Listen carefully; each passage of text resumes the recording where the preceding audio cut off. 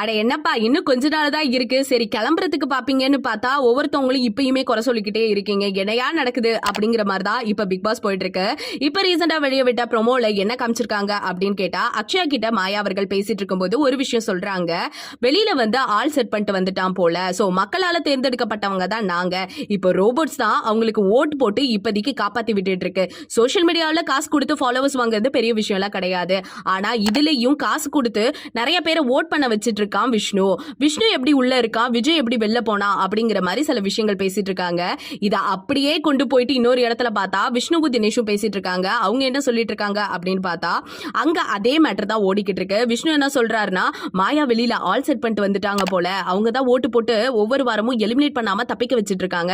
So கண்டிப்பா மாயா வந்து second பிளேஸ்ல வரதுக்கான வாய்ப்பு இருக்கு. ஏன்பா ஃபர்ஸ்ட் பிளேஸ் வரதுக்கான வாய்ப்பு இருக்கு அப்படிங்கிற மாதிரி அவர் சொல்லியிருக்காரு. சோ இதுல நம்ம என்ன சொல்றதுனே தெரியல. யார் ஃபர்ஸ்ட் வராங்க செகண்ட் வராங்கன்றதெல்லாம் மேட்டர் கிடையாது. ஆனா இவங்க ரெண்டு பேரும் வந்தா என்ன கதி ஆக போகுது அப்படிங்கிற கேள்விக்குறி தான் இப்ப கிளம்பி இருக்கு.